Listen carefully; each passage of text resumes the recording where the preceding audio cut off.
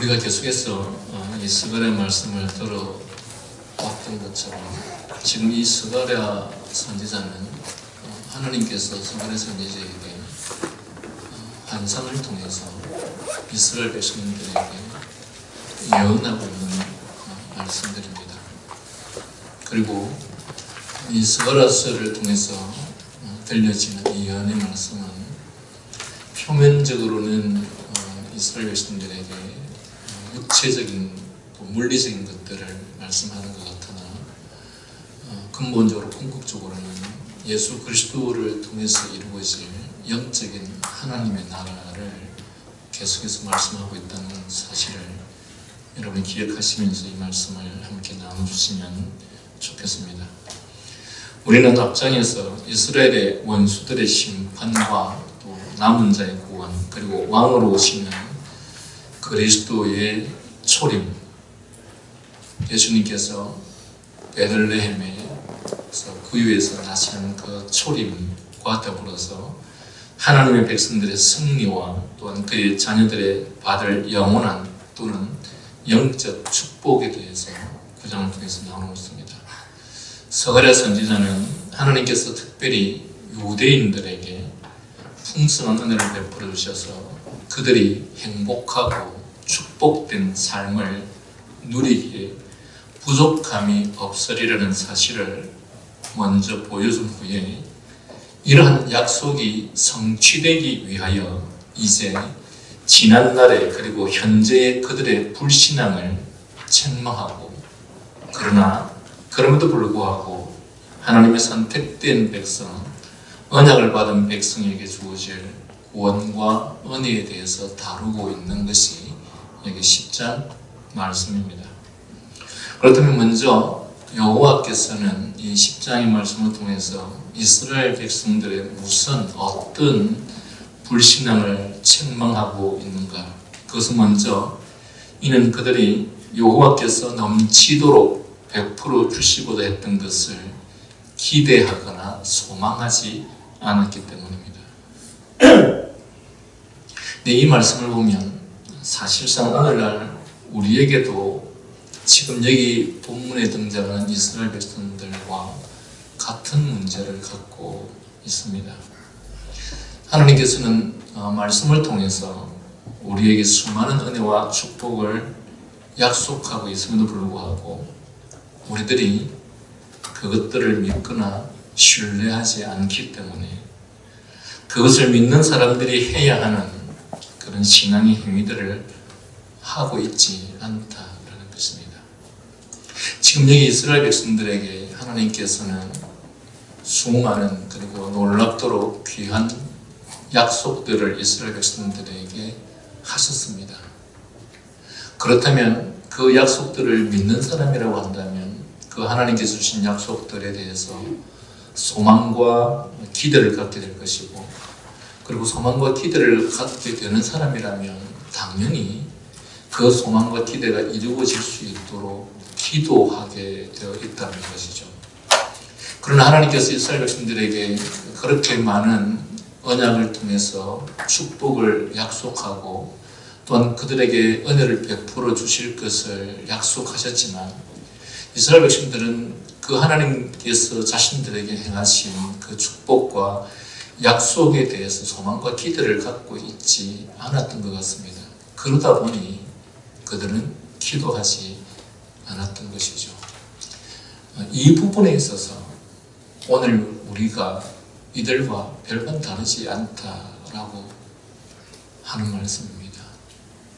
여러분들은 하나님께서 성경을 통해서 하신 약속들이 어떤 것인지를 다 기억하고 있습니까?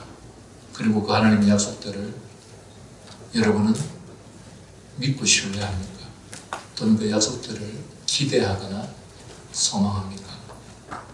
제가 보기에는 오늘 이 시대의 교인들은 그저 그냥 주일에 한 번 교회 왔다 갔다 하는 사람들이 대부분이고, 하나님께서 우리에게 성경을 통해서 하시는 그 약속의 말씀들을 믿거나 신뢰하지 않는 것 같습니다.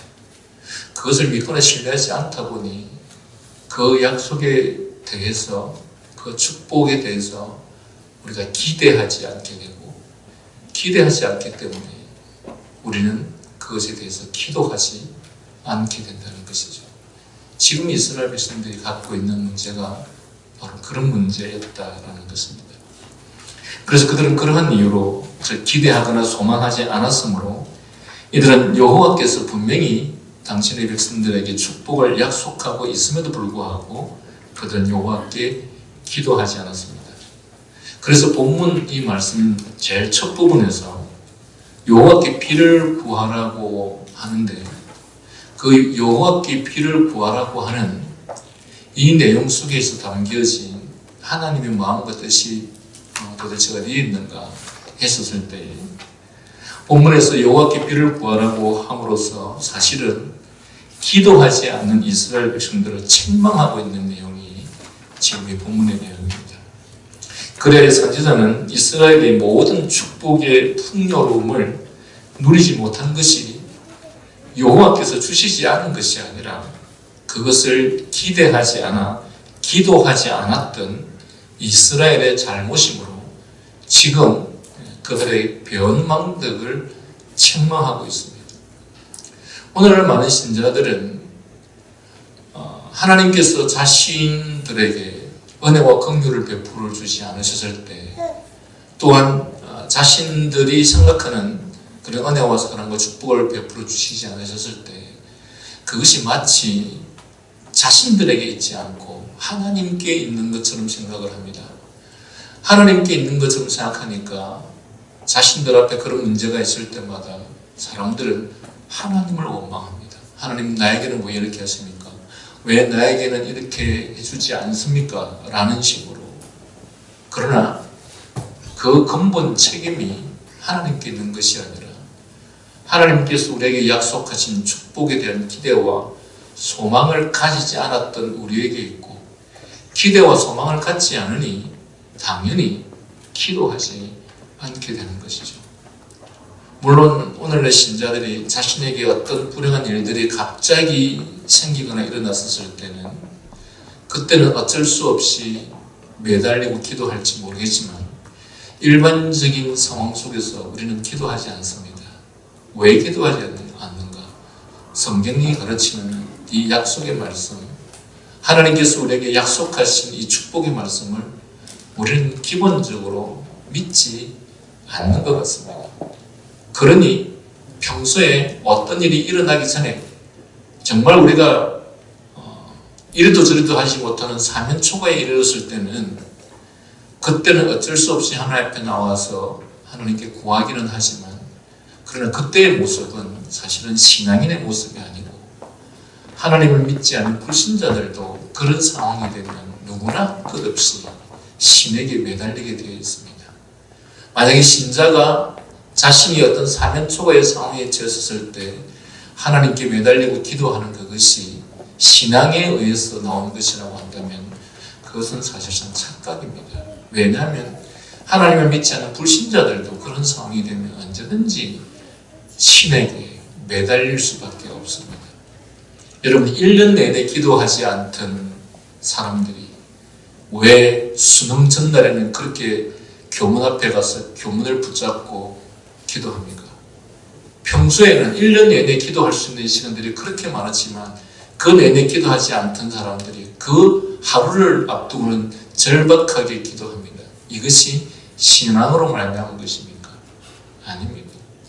마찬가지로 오늘 신자들이 하나님 앞에서 자신에게 다가온 어떤 엄청난 불행 앞에서 하나님께 구하고 기도하는 것이라면 그것은 신앙으로 온 것이 아니고 불신자들에게도 있는, 누구에게나 있는 단지 종교심에 의한 것임을 우리는 알아야 하는 것입니다. 이스라엘 백성도 마찬가지였던 것입니다. 하나님께서 이스라엘 백성들에게 정말 수많은 약속들을 하셨지만 이스라엘은 그 약속들을 믿지 않았고, 믿지 않기에 소망이나 기대를 하지 않았고, 소망이나 기대를 하지 않았기 때문에 그들은 기도하지 않았다라는 것입니다. 그런 측면에서 여기 나오는 이스라엘 백성이나 우리나 별반 다르지 않다라고 하는 것입니다. 선지자는 바로 이러한 부분에 있어서 지금 이스라엘을 향해서 책망하고 있는 것입니다. 그래서 선지자는 표면적으로는 기도하라고 권고함으로써 은혜를 베풀고자 하는 것 같지만 사실은 거기에는 기대와 소망이 없는 그들의 불신앙에 대한 책망이 함축되어 있는 것을 볼 수 있습니다.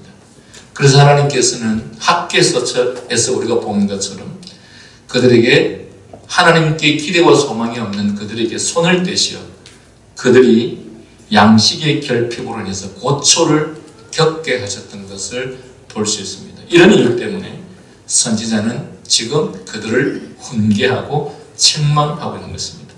그들은 믿음의 결핍으로 하나님께서 그들에게 예비하신 은혜를 스스로 내던진 것이죠. 언제든지 하나님의 약속에 대한 소망과 기대를 갖고 기도하는 사람에게 은혜가 베풀어질 것인데 우리는 평소에 이 부분에 대해서 전혀 기대하지 않기 때문에 기도하지 않음으로 말미암아서 하나님께서 우리들에게 주신 은혜를 스스로 내던져 버린 것이나 마찬가지라는 것입니다. 그리하여 하나님께서는 선지자를 통하여 이스라엘 백성들에게 여호와께 비를 구하라고 권면하고 있습니다. 그런데 사실 그러한 그들은 이러한 깨우침이 없어도 스스로 하나님 앞에서 늘 이렇게 기도해야만 하는 존재들이었습니다. 왜냐하면 비록 그리스도를 통하여 우리에게 주기도문이라고 하는 기도의 형식을 우리에게 제시하셨지만 우리가 하나님께 우리의 일용할 양식을 구하는 것은 하나님의 백성이라면 저절로 본질적으로 반드시 해야만 하는 것입니다. 왜냐하면 우리는 하나님으로부터 창조함을 받았지 않습니까? 또한 우리의 모든 삶의 영역에서 하나님의 전적인 주권과 능력과 섭리로 살아가는 존재들이지 않습니까?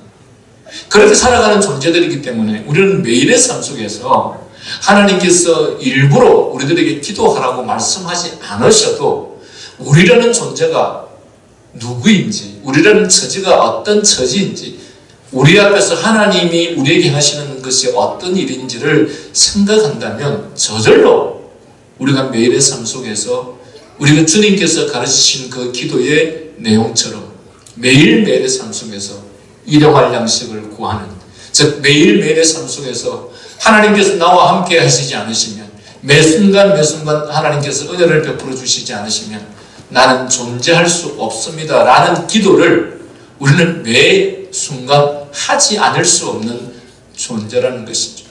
그러니까 앞서서 하나님께 비를 구하라 약속했기 때문에 그 약속에 대한 기대와 소망을 가지고 기도하라는 말을 굳이 하지 않는다 할지라도 우리라는 존재는 하나님과의 관계 속에서 기도하지 않으면 안 되는 존재라는 사실을 인식하고 있어야 된다는 사실입니다. 그래서 선지자는 여기서 이러한 유대인들의 지독한 어리석음과 또 곧 여호와께 비를 구하지 않음을 책망하고 있는 것입니다.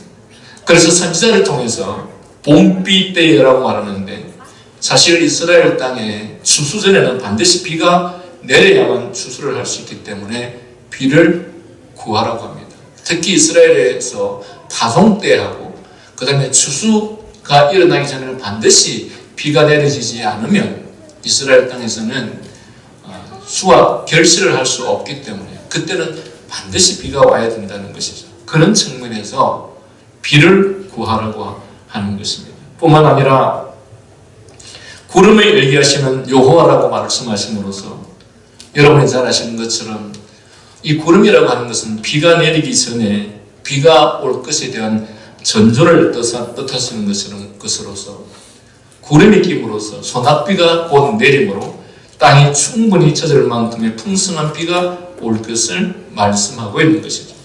한마디로 선지자는 가뭄으로 인해 식량과 생계에 대한 그들의 소망이 꺾이지 않도록 풍부한 비를 주실 것을 약속하고 있습니다. 그런데 이 비를 주실 것을 약속하고 있는 이 약속 속에는 사실은 하나님의 은혜를 구하지 않는 이스라엘 백성을 향한 책망이 함축되어 있다는 사실을 기억해야 하겠습니다.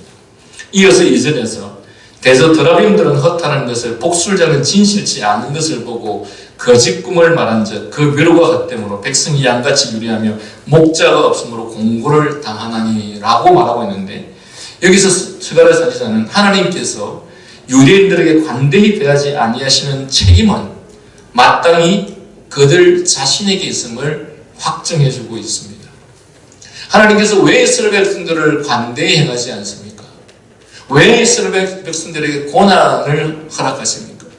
그 이유는 이스라엘 백성들이 조금 전에 1절에서 하나님의 약속에 대한 소망과 기대를 하지 않았을 뿐만 아니라 이어서 이들이 무엇을 했습니까? 그들은 이 허탄한 것들, 그 다음에 이 복술자들, 또한 미신을 섬기는 자들에 의해서 그들의 영향을 받고 그들의 말을 듣고 그들이 하라고 하는 그 잘못된 삶을 살았다라는 것입니다. 그래서 선지자는 그들이 미신에 빠져서 자기들에게 임한 하나님의 은혜를 스스로 물리쳤다라는 말씀을 하고 있는 것이죠.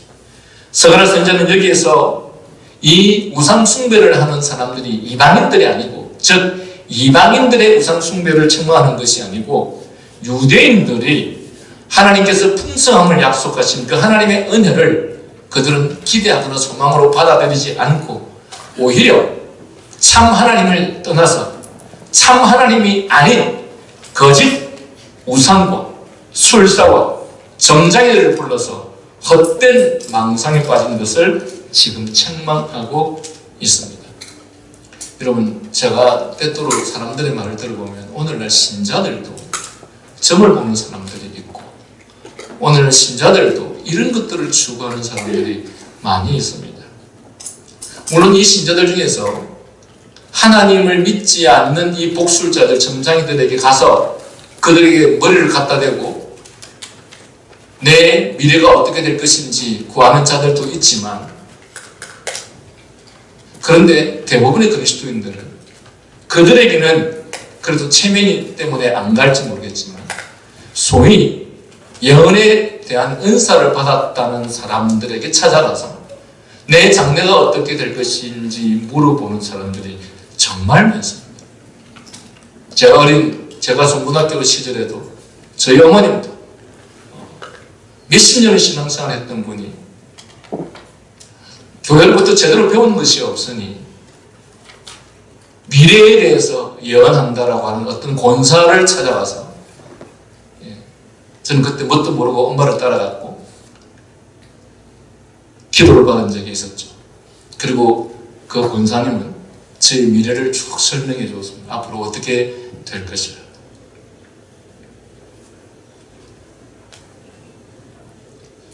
오늘날 이런 것들을 추구하는 신자들이 현재에도 얼마나 많이 있는지 모르는데, 그런데 이 시대에 이런 사람들이 수도 없이 많았다는 것을 지금 증명하면서 하나님께서는 선지자를 통해서 이스라엘 백성들을 책망하고 있습니다. 하나님께서 우리에게 주신 이 귀한 진리의 말씀, 참된 복음의 말씀, 참된 약속의 말씀은 믿지 않고 오히려 이 점장이들, 복술자들, 미신을 섬기는 자들한테 가서 머리를 쳐박고 그들에게 나의 미래를, 나의 장래를, 우리의 삶에 대해서 얘기해달라고 말하는 이 한심한 작태들이 이 시대의 사람들에게 있었다는 것입니다. 칼빈은 오늘날 일어나는 이적에 대해서 기독교 강요에서 이렇게 말하고 있습니다. 잘 들으셔야 합니다. 이적이라고 하는 것은, 기적이라고 하는 것은 하나님의 성호를 높이는 데 기여하는 것이 이적을 베푸는 가장 올바른 목적이다. 다시 말하면 하나님의 성호를 높이는 데 기여하는 것이 아니라면 하나님께서는 그런 경우에는 이적을 행하지 않는다는 뜻입니다. 두 번째, 이적은 진리를 확증하는 역할을 하여서 인간이 아닌 하나님의 영광을 구하는 것이라고. 오늘날 소위 신유의 은사를 가졌다 또는 이적을 행한다라고 하는 사람들이 그들이 하나님의 영광을 구합니까? 아니면 자기 자신의 영광을 구합니까? 자기 자신이 무슨 대단한 존재처럼 사람들 앞에 알리고 사람들이 자기 앞에 찾아와서 무릎을 꿇고 머리를 숙이게 만드는 자기 자신의 영광을 나타내는 것이 소위 이적을 행하는 자들이 행하는 대부분의 모습들이죠. 그러나 하나님께서 당신의 백성들을 통해서 이적을 행할 때는 그 이적은 반드시 하나님의 영광을 위할 때 사용하신다라고 하는 것입니다. 그리고 이 이적을 행한다고 해서 그가 진짜 성도라는 것을 전혀 보증하지 않는다. 사람들은 이적을 행하면 그게 무슨 성령의 역사, 하나님의 역사라고 생각을 하는데 천만의 말씀입니다. 사탄도 얼마든지 이런 기적들과 이적들을 행할 수 있습니다. 우리는 성경 속에서 하나님께서 사탄에게 이 일을 맡기신 것들을 얼마든지 볼 수 있지 않습니까? 따라서 오늘날 나타나는 이적들은 하나님의 공의와 형벌의 증거일 뿐이다. 다시 말하면 오늘날 우리 시대에 나타나는 이런 온갖 형태의 이적들은 하나님께서 지금 저 이적을 행하는 사람들에게, 이적을 따르는 사람들에게 하나님께서 공의와 형벌을 주는 것이다.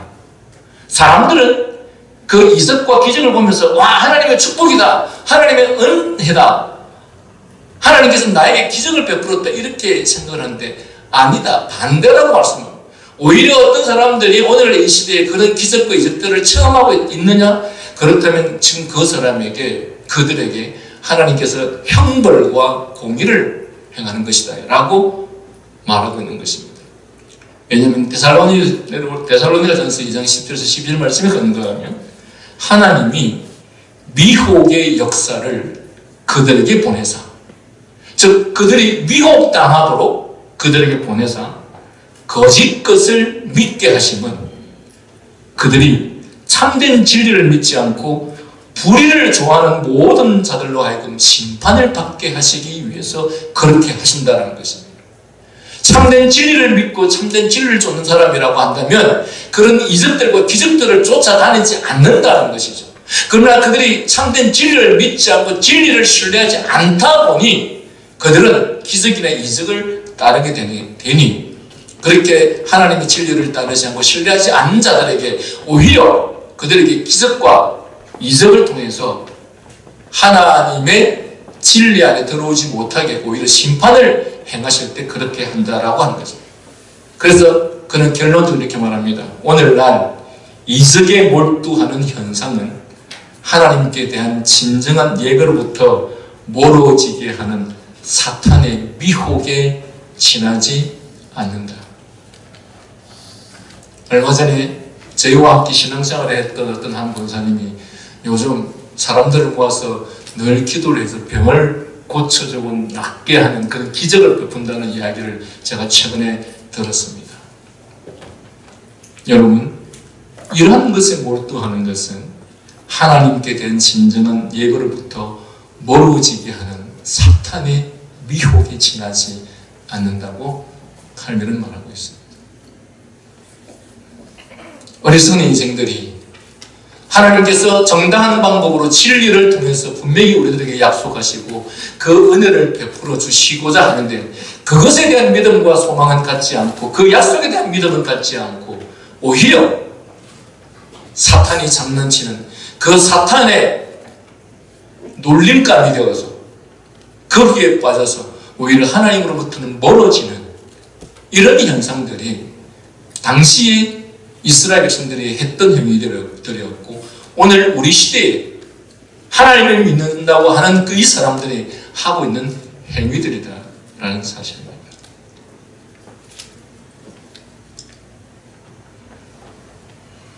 하나님께서 이러한 것들을 책망하시면서 다시 친절하게 유대인들을 청하시고 그들에게 기꺼이 선을 베푸시라는 것을 보이십니다. 그러므로 그들이 하나님의 말씀을 따르지 않고 우상들과 사술적인 망상에 빠진 것은 가장 비열한 하나님 앞에서의 배은망덕이 아니겠는가.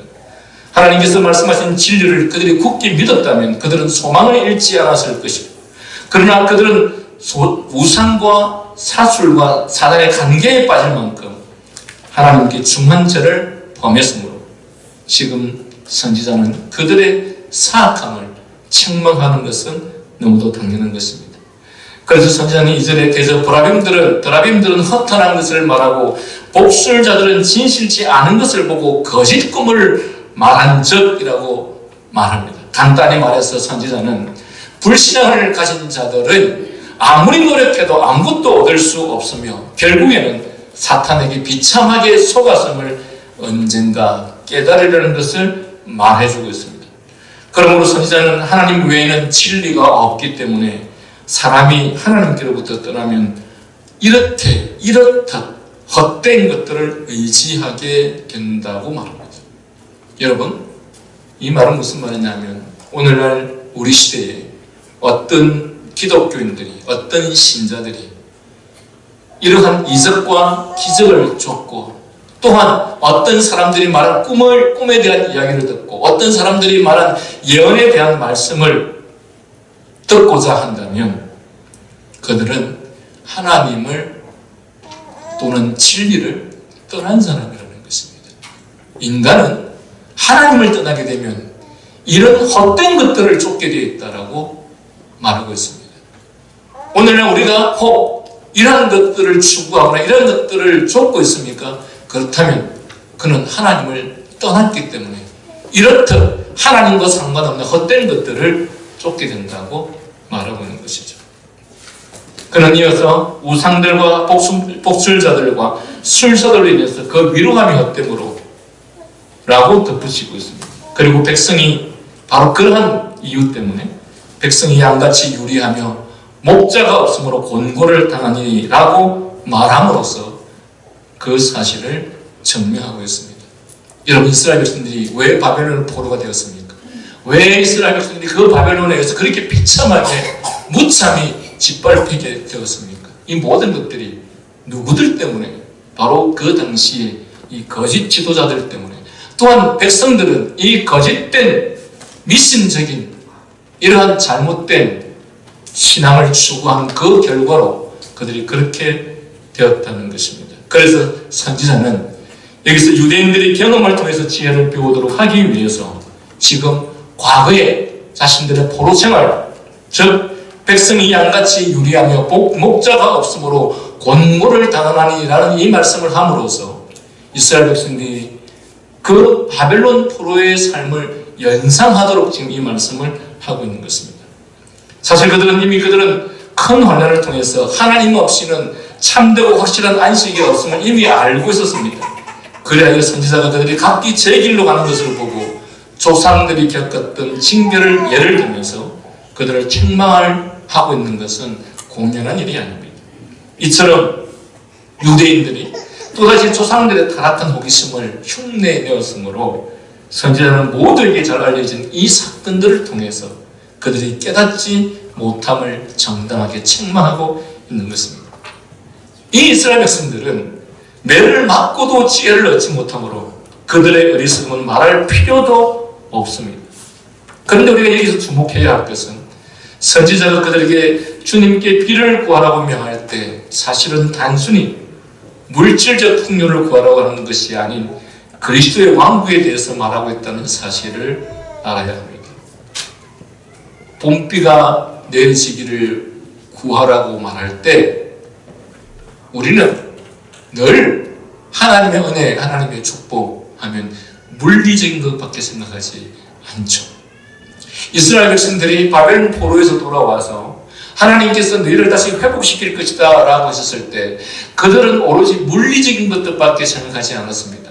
그러나 우리가 앞선 장에서도 말씀을 배웠던 것처럼 선지자를 통해서 우리에게 계속해서 말씀하고 있는 것은 물리적인 것들을 말하는 것이 아니라 장차 당신의 백성들에게 오실 그리스도의 초림으로 말미암은 영적인 하나님의 나라, 그리고 우리들에게 주어질 영원한 천국을 지금 계속 말하고 있다라고 하는 사실입니다. 그런 측면에서 우리가 여기서 주목해야 될 것이 주님께 비를 구하라고 명할 때 이것을 단순히 물질적 풍요를 구하라고 하는 것이 아닌 그리스도의 나라, 그리스도의 왕국에 대해서 말하고 있다는 사실을 깨달아야 한다는 것입니다. 왜냐하면 유대인들에게 약속된 구주는 모든 축복의 근원이기 때문에 선지자들은 그분의 오심을 말할 때마다 풍성한 곡식과 넘치는 양식과 평화와 영택한 생활에 필요한 모든 것을 함께 약속한다는 사실입니다. 무슨 말이냐면 여러분 마태복음 6장 33절에 너희는 먼저 그의 나라와 그의 의를 구하라 그리하면 이 모든 것들을 더하시리라 이렇게 말씀하시죠. 여러분 하나님의 축복은 근본적으로 그리스도와 그리스도의 나라입니다. 그리고 그리스도와 그의 나라를 구할 때 이 모든 것들, 이 물리적인 것, 물질적인 것들은 그냥 따라오는 것입니다. 영어로 말하면 하나님께서 우리들에게 물리적인 것과 물질적인 축복과 은혜를 주시겠다라고 말할 때에는 사실은 그 너머에 있는 하나님의 영적인 은혜를 우리들에게 베풀겠다 하시는 그런 뜻입니다. 지금 너희들에게 복비를 구하라고 할 때 하나님께서는 이 모든 물리적, 물질적인 것들이 그리스도라고 하는 하나님의 나라라고 하는 영적인 것들과 연관되어 있기 때문에 바로 그 영적인 하나님의 나라를 구하라라는 뜻이라는 말씀입니다. 그러므로 그분의 의도는 세상적인 물질적인 것을 통해서 그들이 영적인 삶을 영위하도록 하려는 것입니다. 그래서 선지자가 말하는 행복은 정말로 영적인 행복입니다. 성경은 디모데전서 4장 8절에 경건은 금생과 내생의 약속이 있다 이렇게 말합니다. 즉 하나님의 목적은 인간의 연약함을 기억하셔서 세상적인 축복을 통해서 영적인 삶의 축복과 기쁨을 나타내고자 하는 것입니다. 그래서 우리는 하나님의 은혜와 축복을 생각하고 구하면서 단순히 금생, 현재의 삶에 국한하고 그것만 바라보는 것은 대단한 위험한 것이라는 거죠. 영원한 하나님의 나라 천국 또한 보이는 세계가 없는 다른 이방 신들을 믿는 자들에게는 오로지 그들에게 있어서 축복이라고 하는 것은 이 금생, 현세의 삶밖에 없겠죠. 그러나 하나님의 백성들에게 있어서의 진정한 축복은 눈에 보이는 그 물리적인 것은 따라오는 것일 뿐 그것 자체가 본질적인 것이 아니라는 것입니다. 그리고 3주로 내려가서 이렇듯 이스라엘 백성들로 하여금 거짓된 것을 따르고 추구하게 하여서 진리를 떠나게 만들었던 이 목자들에게 내가 노를 바라고 내가 순념소들을 벌하리라. 그리고 이스라엘 백성들을 향해서는 만군의 여호와가 그 무리 곧 유다 족속을 돌보아서 그들을 전쟁에 중마와 같게 하겠다라고 말합니다. 사실 유대인들은 진정한 또는 진실한 목자가 없었으므로 오히려 그들은 이 잘못된 미신과 복술자들과 술사들의 말을 듣고 거짓된 것들을 추구하게 됨으로 말미암아서 그들은 포로로 잡혀가게 되었고 원수들에게 압제를 받았습니다. 만일 그들 선지자들이 참된 영적 지도자들이었다면 영원한 목자가 되셨을 하나님을 고의적으로 이렇게 거부함으로써 이런 결과를 낳지 않았을 것입니다. 그래서 하나님은 거짓 교사, 거짓 선지자, 사악한 제사장들을 즉 하나님의 백성들을 방황하도록 만든 이 목자들을 먼저 심판대에 부르시겠다고 하시는 것입니다. 물론 이 말은 백성들에게는 전혀 죄가 없다는 말이 아닙니다. 그들에게는 책임이 전혀 없다는 말이 아닙니다. 그러나 이것은 소경을 구덩이에 빠지게 하듯이 불경건한 목자들은 다른 사람들을 멸망시키는 원인이 된다는 것입니다. 우리는 여기 말고 다른 성경에서도 하나님께서 불충성스럽게 자기 직무를 저버린 제사장들과 선지자들을 특별한 징벌로 심판하셨던 것을 볼 수 있습니다. 물론 그렇다고 또한 여기에서도 백성들을 가만히 두었다는 뜻은 아닙니다. 이는 그들이 작은 자에서부터 큰 자에 이르기까지 모두 죄악에 빠지셨기 때문입니다. 그리고 본문에서는 온 백성의 죄악을 전반적으로 책망한 이후에 이제 불경건한 제사장들을 공격하면서 목자들과 순념소들에게도 심판이 가까웠다라고 말합니다. 여기서 순념소들은 위정자들 또는 특수계층을 말하는데 다른 선지자들 특히 에스겔 선지자는 에스겔서 34장 17절의 말씀을 통해서 양떼를 괴롭히고 포악하게 대하던 자들을 순념소라고 그렇게 부르고 있습니다. 그래서 성경에서 순념소 이렇게 하면 이들은 하나님의 백성들을 망하게 하는 자들, 그리고 하나님의 백성들을 가지고 자기들의 이익을, 욕망을 채우는 자들이라고 말합니다. 이 같은 목자들에게 순념소들이라는 이름을 붙여준 것은 그들의 부정행위로 인해서 가난하고 천한 자들이 파멸에 이르렀기 때문에 그렇다고 말합니다. 여러분, 지금 이 시대의 이스라엘 백성들이 자기들의 지도자가 이 순념소 같은 존재들이라는 것을 전혀 믿지 않고, 즉 하나님의 말씀 진리를 믿고 따라야 될 그들이 그 하나님의 말씀과 진리에 대해서는 믿고 따르고 소망을 갖지 않고 오히려 이 순념소 같은 자들에게 자신의 인생을 맡기고 자신의 신앙을 맡김으로써 자신들이 하나님으로부터 이 순념소들과 더불어서 심판과 멸망을 당하는 그러한 경험들을 하지 않습니까? 그런데 오늘 이 시대에 사람들이 이렇듯 거짓 선지자, 거짓 교사들의 말에 현혹되어서 얼마나 잘못된 신앙과 더불어 살아가는 사람들이 많이 있는지 모릅니다. 그리고 이 거짓된 선지자들, 거짓 교사들, 거짓 지도자들의 특징은 신자들로 하여금 잠시 있다가 사라져버릴 우리의 육체나 잠시 머물다가 떠나게 될 영원한 하나님의 나라, 영원한 천국에 비하면 점만큼도 안 되는 이 세상에 우리의 관심과 온갖 집중을 하게 하는 자들이 바로 이 순념소 같은 자들입니다. 오늘날 교회는 모이면 기도합니다. 무슨 기도하느냐?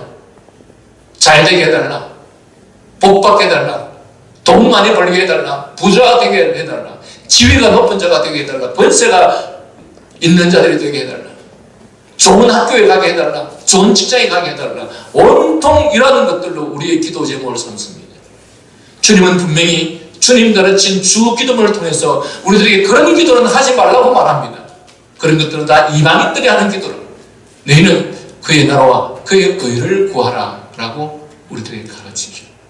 그러나 거짓된 지도자들은, 우리를 망하게 하고 우리를 구렁텅이로 밀어넣는 거짓된 지도자들은 온통 우리의 관심을 이 세상에 집중하게 만듭니다.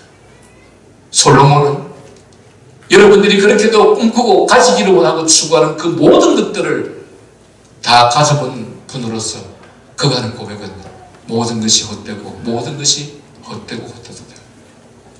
그것들은 단지 일시적이고 순간적인 것들 뿐입니다. 그것들이 우리의 삶을 책임져 주지 못하고 그것들이 우리의 인생을 지켜주지 못합니다. 왜 그런데 우리는 그리스도인이라고 하면서 이 말씀을 우리가 날마다 들으면서도 우리는 끊임없이 그렇게 높은 지위를 가지기를 원하고 그렇게 많은 부를 축적하기 위해서 애쓰고 또한 타인보다 높은 학력을 갖기 위해서 그렇게도 애쓰고 있는 것입니다. 우리가 믿는 하나님은 도대체 무슨 하나님입니까? 우리가 믿는 진리는 도대체 무슨 진리입니까? 즉 진리라는 것이 우리의 삶의 실체 앞에서는 아무런 역할도 하지 못하는 그런 인생을 우리가 살아가고 있는 것이 아닌가. 오늘날 교회가 그렇게 되어가고 있는 것이 사실이죠. 3절 하반절에서 선지자는 만군의 여호와가 그 무리 곧 유다 족속을 돌보아 그들을 전쟁에 충만하고 갖게 하겠다. 이 말씀은 하나님께서는 유대인들이 어떠했는지를 보시지 않고 그보다는 친히 그들을 택한 사실을 더 중시한다는 것을 말씀하고 있습니다. 하나님께서는 택하신 자들을 귀하게 여기셔서 그들을 기꺼이 선택하셨기 때문에 멸망하도록 버려두실 수가 없었다라는 사실입니다.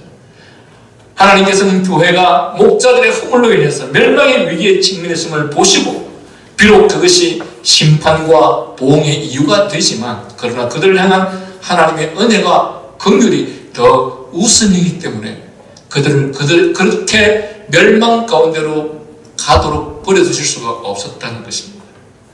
이는 비록 이 백성이 그들이 지었던 죄를 생각한다면 수백 번씩 내 진노를 불러일으켜 수백 번 죽어 마땅하지만 하나님께서는 먼저 우리들에게 일방적으로 유다 족속을 택하셨고 또한 먼저 그분께서 일방적으로 거룩하다고 칭하셨기 때문에 나는 너희를 긍휼히 여겨서 너에게 은혜를 베푸신다는 것입니다.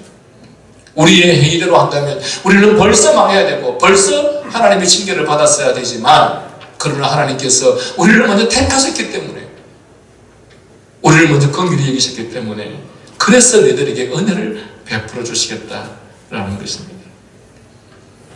그래서 너희를 전쟁의 준마와 같게 하겠다. 즉 준마는 위풍당당한 모습으로 전쟁에 임하는 말이 아닙니까? 하나님께서는 부족한 당시에 당신의 백성들은 위풍당당한 말을 타고 전쟁에 나가는 기수처럼 부리게 될 것이라 말씀하시는 것입니다. 이어서 4절 말씀에서 이 구절은 유대인들이 안전에 필요한 모든 방어력으로 강화될 것을 말씀하고 있습니다. 이 말씀은 유대인들이 인생을 살아가면서 온갖 위험에 직면해 있어서나 하늘의 도우심으로 안전하게 된다는 것입니다. 이제 선지자는 모퉁이 돌이 그에게로서 말뚝이 그에게로서 싸우는 활이 그에게로서 권세 잡은 자가 다 일제히 그에게로서 나와서 싸울 때의 용사같이 거리의 진압 중에 대적을 밟을 것이라고 말합니다. 우리는 여기서 믿음을 따라 하나님의 약속을 믿고 신뢰하며 항상 언제나 하나님을 향해서 기도하는 교회와 성도에게는 언제나 항상 하나님의 보호하심 아래 있게 하시고 그리고 그 보호 아래 있는 한 풍성하고 견고하며 모든 필요를 채우시는 하나님을 경험하게 될 것임을 말씀하고 있음을 볼 수 있습니다. 그리고 모든 원수를 물리칠 수 있는 충분한 능력도 또한 부여받게 된다는 사실입니다. 마지막 5절을 통해서 서가랴 선지자는 유대인들이 모든 나라에 대해서 승리하게 될 것이라는 것을 확정해 줍니다. 비록 교회가 십자가 아래에서 싸우고 있지만 모든 사악한 자들에 대해 소망에 혹은 현실적으로 승리하게 될 것이라는 것입니다.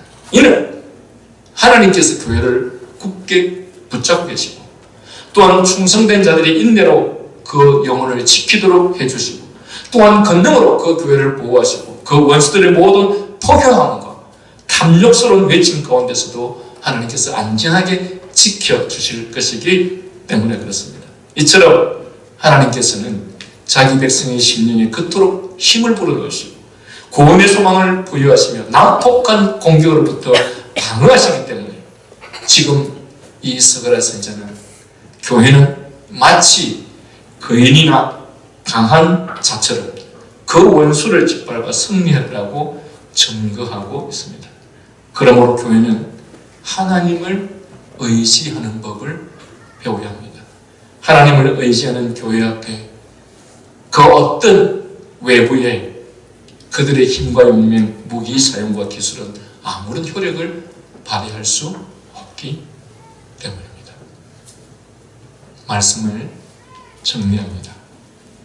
이스라엘은 하나님께서 분명히 약속하시고 은혜를 베푸시기를 작정하셨음에도 불구하고 그 약속을 신뢰하지 않았습니다. 그리고 그 약속이 이루어지도록 믿고 기도하지 않았습니다. 오늘날 우리도 하나님께서는 이토록 약속하셨지만 그 약속을 믿지 않기에 그 약속의 성취를 위해서 기도하지 않는 것 같습니다. 그러나 이 말씀을 통해서 이런 잘못된 우리 자신의 신앙을 발견하고 하나님의 약속을 신뢰하며 그것을 위해서 기도하는 신자가 되십시다. 두 번째, 이스라엘은 하나님께서 약속을 설령 주시지 않았어도 그들은 기도해야만 했었다고 말씀을 나누고 있습니다. 주님 같은 기도에서 일용할 양식을 주옵시고라고 기도하라고 하는 것처럼 천지를 창조하시고 오늘도 주권자로서 우리의 생존에 필요한 모든 필요, 각 가정과 사회와 나라와 국가를 유지할 수 있는 모든 근거를 마련해 주시는 하나님 앞에 매일의 삶 속에서 하나님의 은혜가 한순간이라도 우리와 함께 하지 않으시면 우리는 가정도 나라도 국가도 존재할 수 없습니다 라고 기도하는 사람이 되어야 할 것입니다. 그리고 하나님은 복술자, 술사의 말을 듣지 않고 그리고 미신에 빠지지 말라. 그런 거짓된 지도자들에 의해서 거짓된 것을 추구하다가 함께 망하지 않도록 하라고 경고하고 있습니다. 오늘날 교회가 얼마나 이런 거짓되고 허무맹랑한 맹랑한 미신과 술수에 빠져서 물질과 육적인 것들을 추구하면서 하나님과 거리를 두고 세상을 향해서 달려가는지 모릅니다. 여러분은 그런 신앙생활을 하지 마시기를 바랍니다. 여러분은 거짓되고 헛된 망상에 빠져 잘못된 길로 가는 그런 신앙인들이 되지 마시기를 바랍니다. 다음으로 하나님은 이런 거짓된 우매한 백성들을 망가뜨린, 그리고 무지한 백성을 지옥으로 이끄는 자들, 즉 숫염소들을 결코 가만두지 않을 것이라고 말씀하고 있습니다. 하나님은 이들을 반드시 우리보다 더 먼저 심판하실 것입니다. 이런 지도자들이 오늘날 교회가 무너지는 것을 염려합니다. 무슨 말입니까? 오늘날 이 순념소와 같은 지도자들이 교회가 무너지고 있다라고 하는 것을 가지고 염려하고 있습니다. 여러분, 코로나 때 한국 교회가 10,000개 정도 없어졌다고 이야기하죠. 실제로 신자들은 한 30% 정도가 줄어들었다고 말합니다. 그리고 지금 계속해서 각종 반성경적 법률들로 인해서 교회가 더욱더 무너져가고 있다고 말하고 있습니다. 그래서 교회야 일어나야 된다. 교회에 일어나라. 그래서 교회가 나가서 시위를 하고 반기를 들어야 한다고 말합니다. 일면 맞는 말입니다. 하지만 여러분, 교회는 이렇듯 외형이 무너지기 전에 사실은 이미 스스로 안으로부터 내면적으로 바깥에서 우리를 무너뜨린 것이 아니라 이미 교회 스스로 교회를 무너뜨려 가고 있었습니다. 즉 외부의 공격이 오기도 전에 이미 거의 다 무너져 버렸습니다. 신학이 성경으로부터 벗어나서 감성이나 또는 세상의 도덕적인 것을 추구하는 것으로 변질되었거나, 또한 온갖 미친적인 또한 신비한 체험이나 세상적인 부를 추구하는 육적인 거짓된 신앙이 이미 판을 치고 있고, 그리고 하나님 나라 영생을 바라보는 것이 아니라 오직 육적인 세상만 추구하는 그런 신앙이 이미 한국 교회의 내부를 이미 완전히 다 지배하고 있습니다.